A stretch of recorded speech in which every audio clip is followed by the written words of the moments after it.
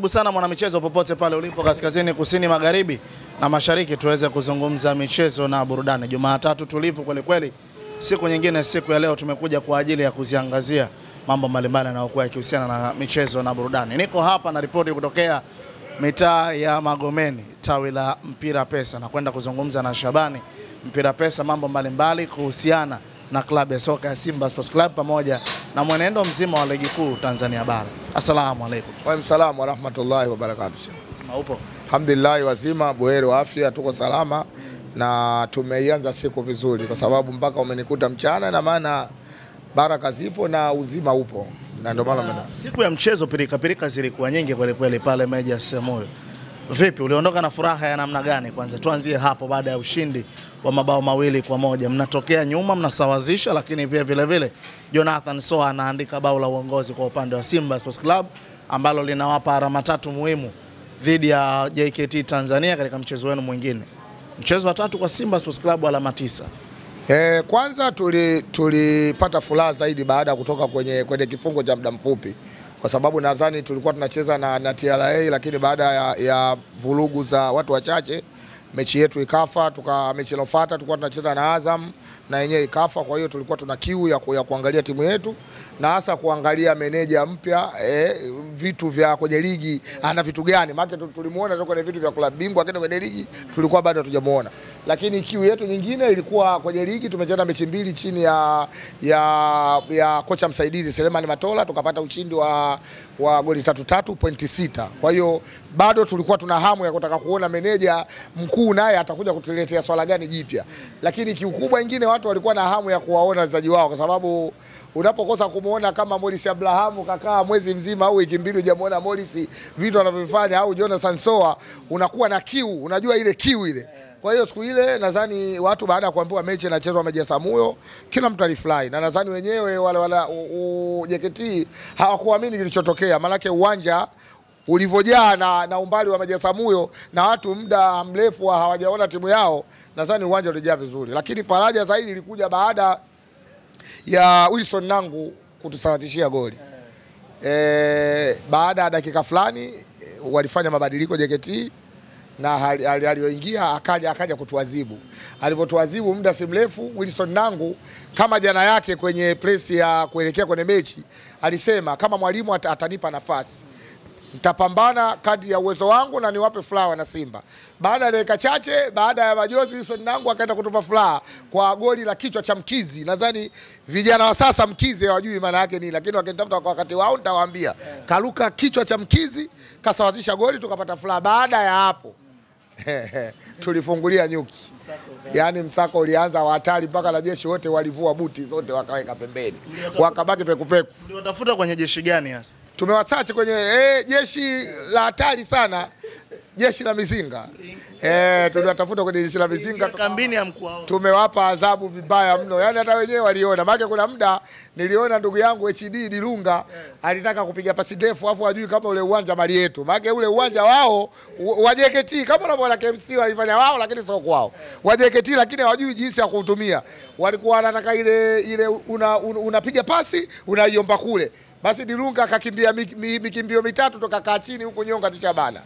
Lakini akina Budo, kila muda Budo anaitaka anakupa anaondoka tena. Anaitaka anaenda anaondoka tena. Morris Abraham akichukua anaitaka anaenda anaondoka tena. Elim Panzu kibisawala yani ilikuwa starehe. Kwa hiyo yani mimi niseme siku ile nilifurahi, lakini niwapongeze JKT, wamejitahidi kadri ya uwezo wao. Lakini unapocheza na Simba unacheza na timu ambayo ina uwezo wa kufanya maamuzi wakati wowote. Kwa hiyo baada ya kuona mpata lile goli, Simba walikaa wakatafakari, wakafanya maamuzi na wakatupa furaha na Simba. Nimpongeze mwalimu Ahmed Ally aendeshe, kwa sababu Ahmed Ally ni Mtanzania, na mwalimu Mtanzania anapotengeneza kitu kilichokuwa bora lazima apewe sifa zake. Nimwambie Ahmed Ally kama amejitahidi, ajitahidi kukazakaza. Wale jamaa ambao wanategemea sana kuloga kuliko kucheza mpira, atachukua pointi 3. Ile msimu uliopita si alichukua 1, hiyo inaokuja atachukua 3. Kuna jamaa huwa wanaloga hawachezi mpira. Swalienda na waganga, kila wakitaka kufikia dawa na kombati. Kila kitaka kufukua dawa wanaona kombati za mabaka zimetulia. Hawacheki na yoyote. Hapo nyuma kuna Wilson Nangu afande. Kwa basi wao wakabaki kulalamika tu. Wametuonea. Lakini sio ameonewa. unapotegemea judgment zifanye kazi kuliko timu yako ulivyoiandaa, uwanja ule uweze kupata matokeo. Lakini kama umeiandaa timu, uwanja ule unapata matokeo. Ndio maana Simba anapata matokeo, sababu tunaamini kuandaa timu katika mazoezi kuliko kupiga upupu. Sasa wale wanaopiga upupu pale, kwanza wakuruhusu hata kuguza ile pichi. Hasa wakikuona umevaa kibarakashia, ndo auguse kabisa. Auguse kabisa. Bwana, tuzungumzie goli la Jonathan Soa kwa namna moja au nyingine. Goli bora, goli safi sana. Goli safi. Mabeki wa JKT Tanzania baada ya kumuona Simba mweusi wakapata wengi, wakaanza kugombana wenyewe, wameenda kugongana. Jonathan Soa akatumia nafasi kaenda kascore goal. Kwa hiyo maneno mengi yanasemwa, goli offside sio nini, lakini mimi na imani muamuzi wakati na waamuzi wa pembeni walifanya maamuzi yaliokuwa sahihi, na ndio maana walikubali goli. Lile goli hamna ulakini hata wa mtu mmoja ambaye alisita kuingia kurudi kati.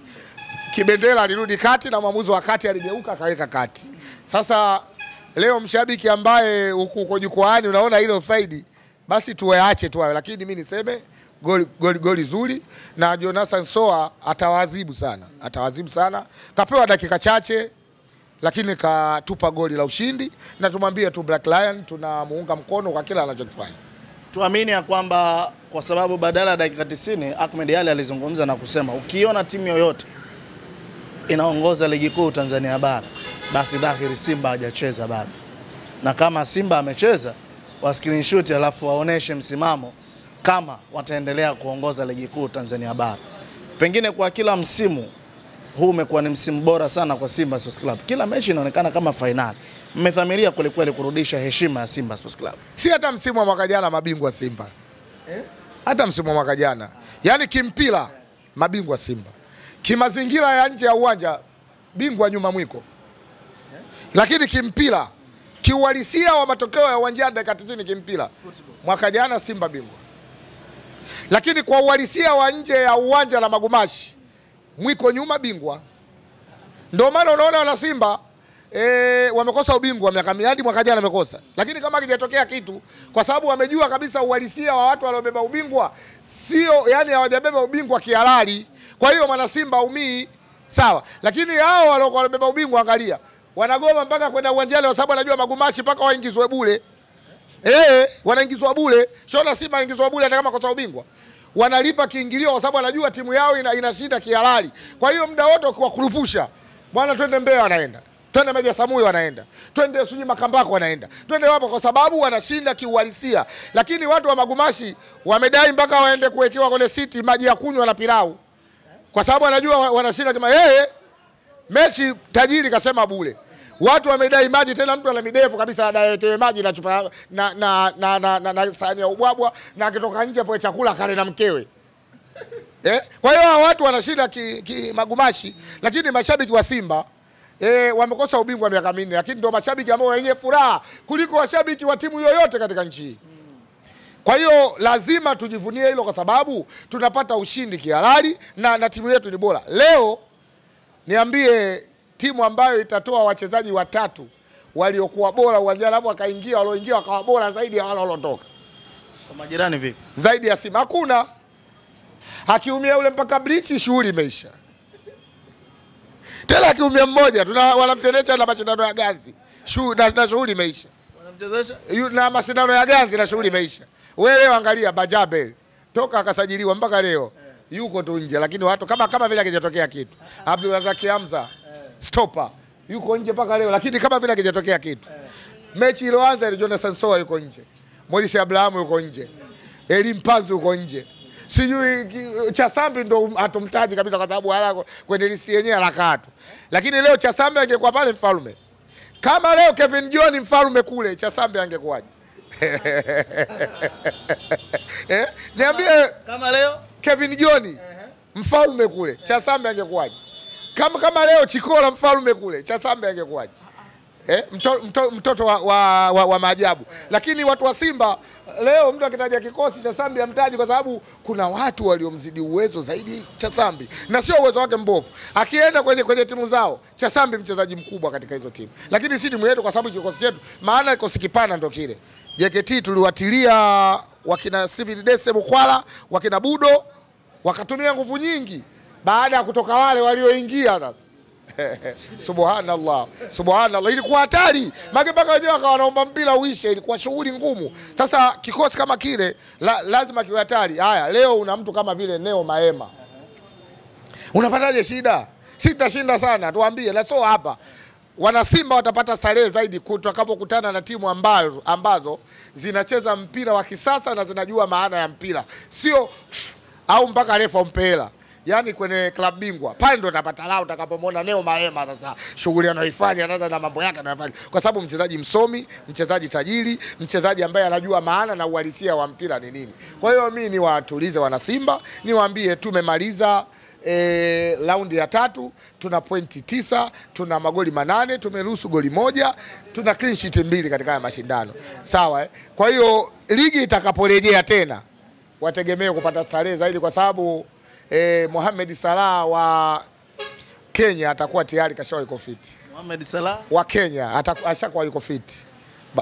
Bajabe mtu hatari sana. Kuna furaha kumbe inakuja baada. Furaha kubwa zaidi ya hizi zilizokuwepo. Sababu sasa hivi tuna furaha, lakini atakapopona yule bwana ndio shughuli itazidi kuongezeka. Wewe fikiria, imagine kuna mtu kama yule, unafikiria hapo kinapatikana nini? Bwana, wanasema ya kwamba Wilson Nangu mmoja ni robo 3 ya uwezo wa Prince Mpumelelo Dube.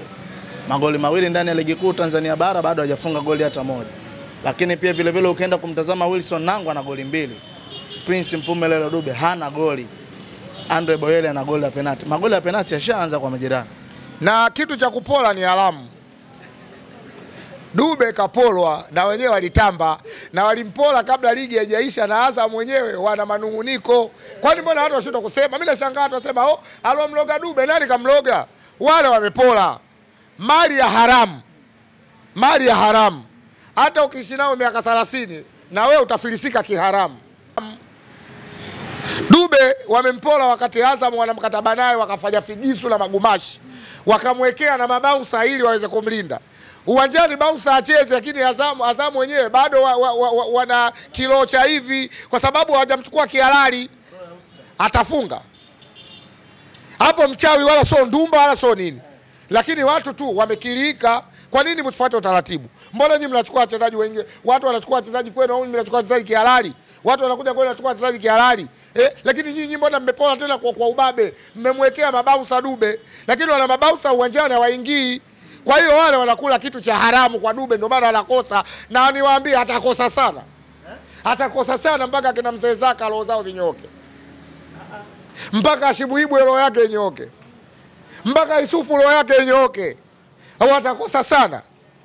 Hata akinyoa nywele za sehemu gani afunge goli.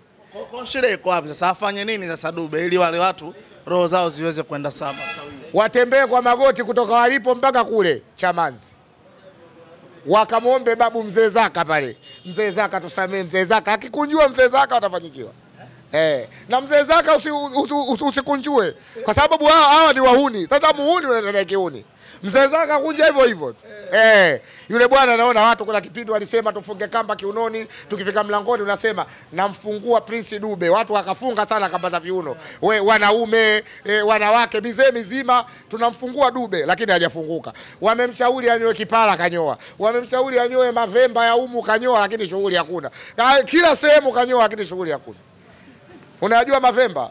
Si watu wa kusini, mtu wa kusini mfate mwambie mavemba unajua. Atakwambia tu mavemba ya wapi. Bwana, kidogo kwa namna ulivyowatazama majirani jana, umewaonaje ndugu? Bahati yao ligi inasimama. Lakini ligi ingekuwa inaendelea kali kaingewakuta. Bahati yao ligi inasimama watajikongoja. Lakini ligi ingekuwa inaendelea mechi mfululizo, lazima lawama zingekuwepo. Serikali haifai. TFF Simba, sijui yule nani yule bado pale, sijui Kalia, mara sijui, kila mtu angeonekana afai. Lakini washukuru kwa sababu hii ligi imesimama.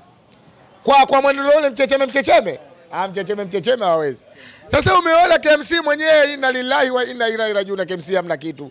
Timu yetu ya Kinondoni CLO inatuuma. Mechi 6 wameshinda mechi moja. Wao jana wameshinda 4-1 wanavimba. Mbeya City kamchukua yule miguu ya taxi bila. Mechi ya Mbeya City wale wamekula gongo 4 na hawajapata hata goli. Lakini utamwona mtu leo eti wa nyuma mwiko amevaa dela lake anavimba. Sisi hao Boyeli huyo, umemfunga nani Boyeli? Boyeli tena penalty yenyewe ya Mazabe. Leo Boyeli hatari kaanza kwa nani? Wewe unapigana na mtu kashakufa. Unampiga wewe tu ngumi mtu yenyewe kacha kwa mali. KMC wamecheza mechi 6. Wamefungwa mechi 5. Wamefungwa na timu imepanda daraja goli 4 bila. Mbeya City. Na Mbeya City hivi ina mchezaji wa kigeni. Si kama wanaye, sijui. Watoto wenyewe wa Mbeya wanajua sana mpira wale. Watu wa Mbeya wale watu hatari sana. Si kama kuna mchezaji wa kigeni. Kampiga yule KMC gongo 4. Pale nyumbani kwake. Wala sio Mbeya. Sasa wewe leo wewe kubwa zima limezaliwa saa 65. Sisi jana Boyeli huyo. Boyeli umemfunga nani? Nenda kule kwa jamaa wa magwanda wale. Hawaonekani usiku. Hapo nenda kamgonge gongo 4 pale nitakupigia saluti. Unaenda kumpiga mtu marehemu gongo 4 unatambia sie mjini bwana. Mimi niwaambie ndugu zetu kama ligi ingekuwa bado inaendelea. Kwa tia maji ile. Diala anamtemea mtu kwenye box. Wewe shughuli wangeiona. Mara pap kamtemea afa nakutana nayo. Kamtemea bure bwana. Maodo Kante. Alafu jinsi alivyo bwana hapo nilisahau bwana. Unatajia mtu anapiga pasi rula. Wewe eti wewe golikipa ilipopigwa ile moja alafu imenyooka ile. Alassane Maodo Kante haya tule. Amezaliwa Tanzania baada ya kustafu mpira Ulaya. Amezaliwa Tanzania Alassane Maodo Kante. Akipiga pasi kama unaipata ile pasi, kumbe hata ukiamka usiku wa manane useme uongeze na boda boxer uigusi. Yaani pasi ya Alassane Maodo Kante akiipiga na kupiga hapo mguuni kwako, unajua unaweza kujua kama unaigusa, hata uchukue boxer 150 ile pasi ya uigusi. Hapo Nabi kama rafiki Alassane Maodo Kante. Nabi ndo anamaliza. Hapo kuna mfumo anawachanganya yule mwalimu. Yule Nabi anakuwa kama beki wakati kiungo. Nangu anakuwa kama full beki upande wa Mligo, kumbe beki ya kati, afu Mligo anasogea kidogo, watapata shida sana kusoma. Alafu pale Pantev. Yaani ndio kwanza yuko mkono wa kwanza tena kwenye kiganja. Hajafika hata huku zile information zake. Information ya hapa katika kiganja hapa. Katengeneza mfumo mpaka leo mtu anajiuliza, "Oya, kwani yule Nangu anacheza namba 3?" Sio namba 3.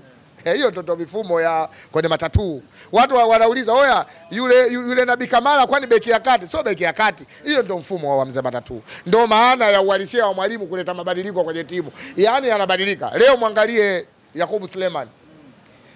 Wakati uko JKT alikuwa akipigiwa mpira wa chini wa kuanza hivi, anatetemeka miguu. Leo yeye mwenyewe ndo anaiomba Yakubu, anaiweka na yua, anaweka chini, anaanza anarudishwa tena na yua, anamwekea kule Shenderuk, au akitoka huko anampigia Mligo, au akiwekea akampigia Nabi Kamara, au anampigia Alassane Maodo Kante. Vitu vinaenda vizuri, yani kama vilivyopangwa. Kwa hiyo unapomtaja Alassane Maodo Kante, kwanza lazima uwe umekula umeshiba. Yule sio Musa Balakonte. Yule sio alopolwa. Yule ndio kwa tunamtaka. Alassane Maodo Kante. Patrick Vieira wa Arsenal wa zamani. Kama wale vijana wa sasa hawajui Patrick Vieira, wakakunjue Arsenal akina Petiti au ndo Kaisedo na Kaisedo sio wajuzi. Arsenal ya hatari. Namba 6 Patrick Vieira, namba 8 Emmanuel Petiti. Waende wakakunjue ndo anavyopiga Alassane Maodo Kante vile vitu. Anavyovitengeneza ile pasi ya Maodo ikipigwa, hata ukiwa na ile juisi ya ukwaju hausikii ule ukali wa ukwaju kutokana na pasi ya Alassane Maodo Kante, inaingia kwenye sehemu sahihi. Yaani anapiga pasi sahihi. Alafu akikupigia pasi, yaani kama unaenda kuigusa, kumbe pasi inakupita. Bwana, nataka nimalize na hili, tunaenda kwenye break kidogo. Baada ya hapo michuano ya kimataifa tarehe 22 Simba Sports Club wanarudi tena kutupa karata yao katika dimba la Benjamin William Mkapa. Wote wameondoka, wamewaachia uwanja. Wafalme wa Jango. Wafalme wa Jango. Wafalme wa Jango tumebaki. Uwanja ulijengwa kwa sababu yetu, wengine wanajipakazia tu. Unajua nchi umeiona hii? Wote wa Tanzania nchi yetu, lakini kuna wenyewe au ukiwataja nchi hii hao ndo kama yao. Lakini ukimwambia mtu mwingine anakuambia wewe binafsi, lakini kuna watu wameikomboa nchi kwa jasho na damu. Sisi ndo tumekomboa uwanja wa Benjamin Mkapa. Timu inarudi kutoka Misri, watu wako uwanjani, mzee Benja anasafiri, anakuta kijiji kama Tanzania wote kwa airport. Hawa vipi? Oya Simba hao wanatoka kuipokea timu yao ishamtoa bingwa klabu bingwa Zamalek. Simba ndio timu ya mpira ndio wanapenda mpira hivi. Akaweka budget kwa niaba yetu Simba Sports Club. So kwa niaba ya kenge mwingine yoyote. Kwa niaba yetu Simba Sports Club. Akaweka budget, watu wakafa kwa njaa, Benjamin Mkapa ijengwe. Kwa niaba yetu Simba Sports Club. Kwa atakayekataa na imuume. Uwanja ule umejengwa kwa niaba yetu Simba Sports Club. Kwa nini wengine wasiondoke? Na sisi ndio tuko klabu bingwa. Na sisi ndio mkubwa katika ukanda huu. Na sisi ndio namba 5 katika ubora Afrika. Mwingine anasubiri nini? Mtu yuko nafasi ya 12. Kwa hiyo wametuachia wenyewe wafalme wa jango. Tunatawala dimba na pale tutawapa starehe wa Tanzania, tutawapa starehe wana Sekafa kupitia kwenye tanuri la moto. Wengine wamekuja pale kama adjusted. Uwezi kuingia kwenye mashindano ya klabu bingwa makundi kwa na pointi 3 bwana. Wewe best loser. Sasa uongo. Wameingia kwa pointi ngapi katika makundi? Mechi 2 unapataje pointi 3? Wewe best loser. Nyuma mwiko best loser katika makundi haya. Katika timu za Tanzania aloingia na pointi 3 nani? Best loser. Sasa wewe best loser afu utoboe, unatoboaje? Ndio maana kundi lao wamejua wale best loser wamekuja kubahatisha, wamwekea wamanga watupu. Wafanyakazi wa ndani wao tu. Tuangalia huko manga kutoka Misri, manga kutoka Morocco, manga kutoka Algeria. Maana ya manga, mtafute Mwarabu wote muulize bwana manga maana yake nini, atakwambia maana kuna wengine hawajui manga maana yake. Wamanga wale watu wenye ngozi ya rutuba, wamewekewa wamanga watatu muosha vyombo peke yake nyuma mwiko. Sababu amejua hii timu ovyo ovyo na beba bebu hii. Hebu ngoja tuondoke nayo. Kuingia tu ile yenyewe wameingia kimipango. Wale Silver Seka wamekataliwa bonge la goli. Ambalo halina utata. Halina utata. Nimeshangaa jana mashabiki wao uchwala. Sisi tufunge goli la offside. Goli clear kabisa, mpira kurushwa, hamna aloguswa goli, refa watu washampokea, ameenda Kariakoo, amemnulia nguo, wamfanya mipango, goli limekataliwa, wameingia huko kwa best loser, wapiga kelele Dar es Salaam. Tupige kelele sisi tulioingia kwa kivumbi la jazo. Wapige kelele Azam. Wapige kelele Singida. So wewe unaingia na pointi 3. Unaingiaje mashindano yao na pointi 3 bwana? Wewe si best loser bwana. Wale best loser bwana. Na ndio maana wameenda kutupa. Haya, angalia kwa kujistukia sasa. Wameona hapa mjini kwa sababu hawajaingia kihalali, wameondoka wamevunjika maji. Wameomba waganga wa Pemba, waganga wa Zanzibar, waganga. Hatua hii hatumiki mganga, hatua hii inaangalia uwezo wa timu yako uliosajili. Mganga hana nafasi hatua hii. Bwana Shabani, kwa kumalizia, tuma salamu pengine huko walipokwenda kwenye michuano ya kimataifa. Unawaombea wafuzu? Wafuzu kwenda wapi? Wakienda mbele watatia aibu. Wana nguvu yenyewe kufuzu hawana. Sasa mchezaji mmoja kama vile njia ya chooni. Njia ya chooni na kwa moja ubadilishi. KMC Mtibwa wenyewe katoa jasho. Mbeya City kamtoa jasho, ataenda kumweza National Ali. Huku kuna Farabati. National Ali kuna yule Zidane wa Misri yule. Yupo kule, sio kwa Lali yule. Kuna mwamba mmoja wamemshusha kwa bilioni 2.6. Ndio hela ya mshahara yule rais wao engineer, hela ya mshahara wachezaji wa kina Pakome wote bilioni 2.6. Kihalali. Ila kimakaratasi timu yao tajiri kuliko timu yote duniani. yani kimakaratasi gharama yao ni bilioni 2.6. Lakini kiuongo na mipango timu yao tajiri kuliko Al Ahly. Timu yao tajiri kwa sababu walisema klabu yao ndio ina thamani. Mpaka leo wanatembelea basi gonga nyoka la kuungaunga. So umeliona basi lao gonga nyoka. Na siku hizi walitaki wanatumia Costa. Wewe timu tajiri itatumia Costa. Wanaenda kusafiri na vikosta. Sasa mimi niwaambie tu. Zanzibar Simba wapo. Na tushawaambia ndugu zetu wa Zanzibar inshallah kila jambo la heri huombwa kwa heri. Wale wameingia kwa shari basi tuombea shari inshallah. Kwa hiyo ndugu zangu wale waunguja wote nawaambia jamaa wamekuja hao. Kanda mbili imekuja huko, kanda mbili kuikata sio kazi. Hata Dar es Salaam tuje kupambana nao kwenye ligi. Ila sisi hapo kwa Benjamin Mkapa, William kwa baba ndio tunaenda kumaliza shughuli yetu. Tunawaanzia na wale wa Angola, si ndio na Angola wale. Tunachukua tatu zetu tunapumzika.